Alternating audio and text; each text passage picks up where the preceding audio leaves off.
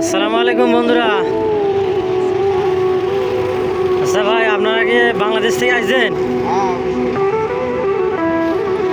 তো আপনার নাম কি ভাই? আমার নাম মোহাম্মদ আলামিন মিয়া। আপনার বাংলাদেশের কোন জেলায় বাড়ি? গাইবান্ধা। এই জায়গায় কতদিন আসছেন? এই তো 5-6 মাস। 5-6 মাস। স্যালারি কীরকম পাইতেছেন?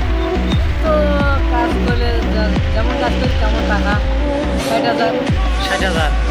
খাওয়া দাওয়া করে 60,000 পাঠাতে পারেন? 50 পাঠাই। 50 পাঠা। যাক আলহামদুলিল্লাহ। ভাই আপনার নাম? আপনার গাইবান্ধার কোন জেলায় বাড়ি? গাইবান্ধার সুন্দরগঞ্জ থানা, গ্রাম হচ্ছে 9 নং সাবরাডি, হাজিপাড়া। তো আপনি কতদিন আইছেন এই কম্পিউটার মাটিতে? 10 মাস। স্যালারি কীরকম পাইতেছেন? যেমন 40-50 পাঠা যায়।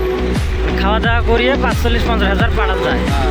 আচ্ছা, তো আমি শুনছিলাম যে কম্পিউটারে যে বলে মানুষ বিক্রি করে, এটা কতটুকু সত্য আর কি? অবশ্যই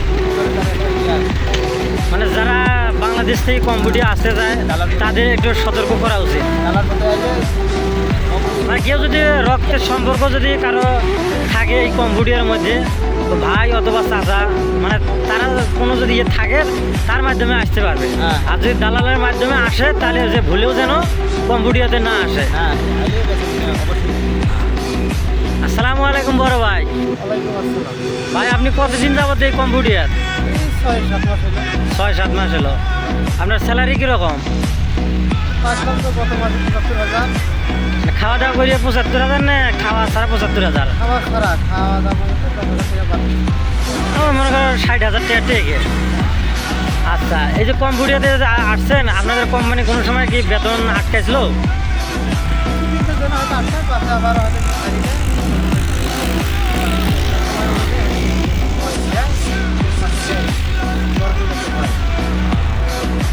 যাই হোক, আমাদের যে বাংলাদেশের ভাইরা, মোখলেস ভাই, আপনাদের দুইজনের উদ্দেশ্যে আমি বলি যে বাংলাদেশের ভাইরা যে কম্পিউটারের মধ্যে আসতে চায়, এখন আপনারা এই বিষয়ে কিছু বলেন যে আসাটা ভালো হইব না আসাটাই বেটার?